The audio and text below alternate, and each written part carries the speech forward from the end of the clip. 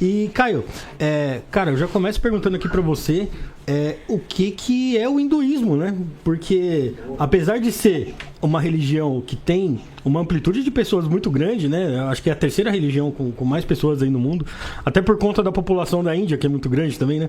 E eu queria saber o que é esse hinduísmo, porque a gente confunde muito aqui com budismo, com várias coisas aqui no Brasil.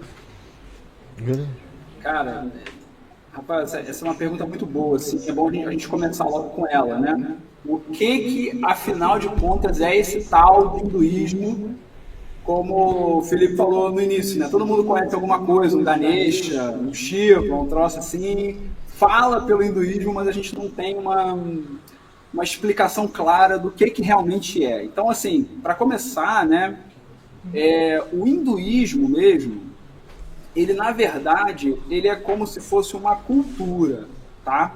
Eu gosto de fazer a comparação do seguinte, você pensa o cristianismo, tá? O cristianismo, cara, você tem o católico, você tem o protestante, você tem o espírita, que também, né, se considera cristão, você tem o ortodoxo.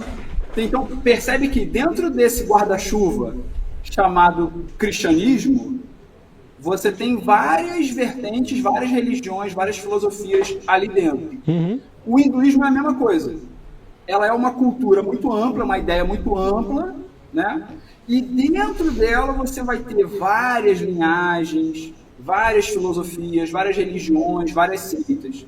E aí você junta isso com o que você falou, né? A Índia, que é um país grande pra caramba, antigo, né? A civilização humana está ali há muito tempo, com muita gente. Então, assim, é muita religião, é muita filosofia, são muitas.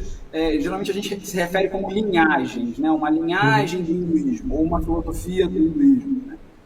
Então você vai ter assim, cara, literalmente, quando você vai para a Índia, né? Eu tive essa oportunidade, em cada esquina você tem ali uma linhagem diferente, você tem uma prática diferente, com as mesmas referências, ou seja, com os mesmos textos sagrados, com as mesmas histórias, com os mesmos deuses, mas com uma interpretação disso tudo diferente para cada uma dessas linhagens. Né? Uhum. Então, assim, a gente fala de maneira corriqueira, né? Também não vamos ser chatos. Assim. A gente fala o hinduísmo, às vezes me perguntam o que você é, eu falo, eu sou hindu, né?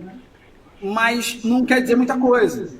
É igual você falar que é cristão. Pô, cristão, como eu disse, você pode ser católico, ortodoxo, protestante, espírita, né? Todos eles são bem diferentes entre eles, praticam coisas bem diferentes.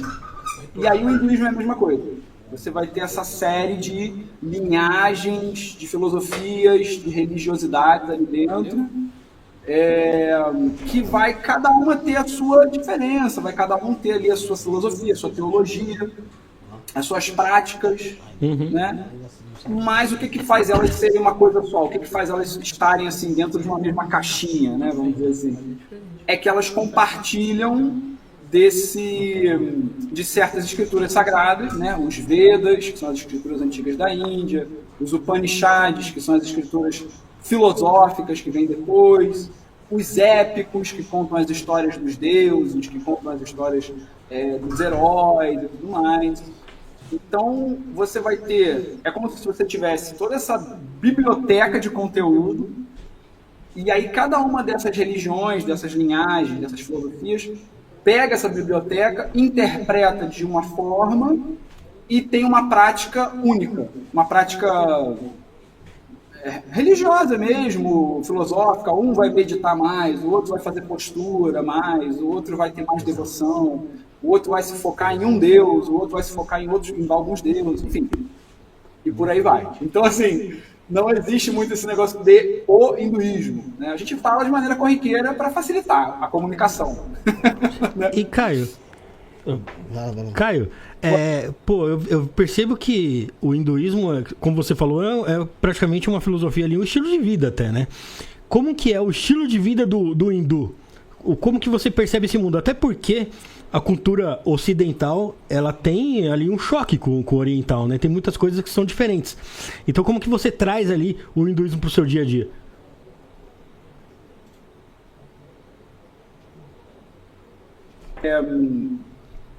E uma coisa que eu escuto muito, inclusive dos indianos, né? Eles falam assim, olha, isso que a gente chama de hinduísmo é um estilo de vida. Você usou a palavra que eu sempre escuto eles falando. É um estilo de vida, é uma filosofia de vida.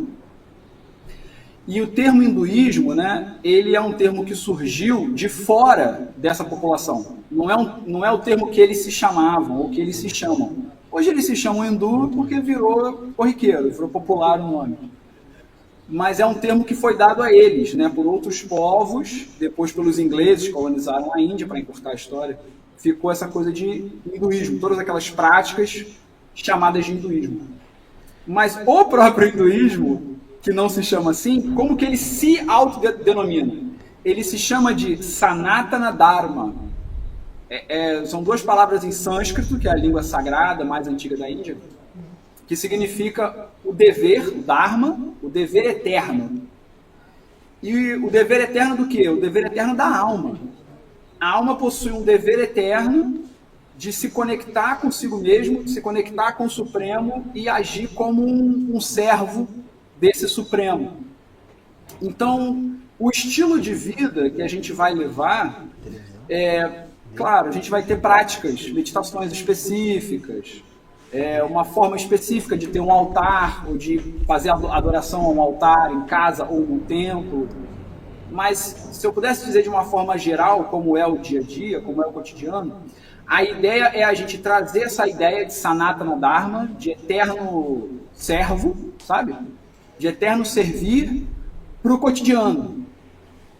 E é um servir ao Supremo, do servir de uma coisa maior, do servir de um todo que tenta se manter coeso, ético, ordenado num sentido de bem-estar para todos, né? Não dá para a gente salvar todo mundo, mas dá para a gente se preocupar um pouco com as nossas ações, com as nossas atitudes e ficar se perguntando se a minha atitude, a minha ação do meu dia a dia, se ela me conecta a esse Supremo, se ela me conecta ao meu verdadeiro eu, ou se a minha ação do cotidiano, do dia a dia, se ela me afasta disso. Então, a gente começa a usar tudo que é aquilo do cotidiano para se conectar consigo mesmo, com aquilo que nós realmente somos, essa alma espiritual eterna, e para se conectar com esse Supremo, esse Divino. Então, por exemplo, um exemplo que é ótimo, né, que é muito comum na Índia. Quando você vai cozinhar, por exemplo, todo mundo cozinha, né? Todo mundo tem que comer, então todo mundo cozinha ali. Até quem não sabe cozinhar, de manhã pega um pão, passa manteiga e bota na chapa, né? Faz alguma coisa assim, pelo menos um pão na chapa, a pessoa sabe fazer. Então, todo mundo tem que cozinhar para poder comer, para poder manter o corpo. É uma coisa do cotidiano, é uma coisa do dia a dia, que às vezes a gente faz no automático, por exemplo. Então vamos dizer que você pega essa coisa do cotidiano, que é cozinhar, e ao invés de você fazer ela ali no automático, ou se você, em vez de você fazer ali, cozinhar ali, pensando que você vai comer, que vai ser muito gostoso, você vai ficar muito feliz e tal, por que você não usa esse momento de cozinhar e imagina, por exemplo, né, um exemplo, que você está cozinhando aquilo ali para servir aquele alimento ao divino. E depois que você oferece aquele alimento ao divino, você come e recebe aquele alimento agora abençoado, tocado pelo divino, espiritual. Então você transforma um ato corriqueiro, que é o de cozinhar, você transforma ele num ato divino, sabe? Você transforma ele num ato espiritual. Você sacraliza ele. Você sacraliza, perfeito, você sacraliza isso. E aí a ideia é você fazer isso com o máximo de coisas possível no seu dia a dia, ao ponto em que você chega um momento, vamos dizer assim, o objetivo da coisa, né? Você chegar a um ponto em que todo o seu cotidiano ele é sacralizado, ele é espiritual. Do momento que você acorda, do momento que você vai dormir.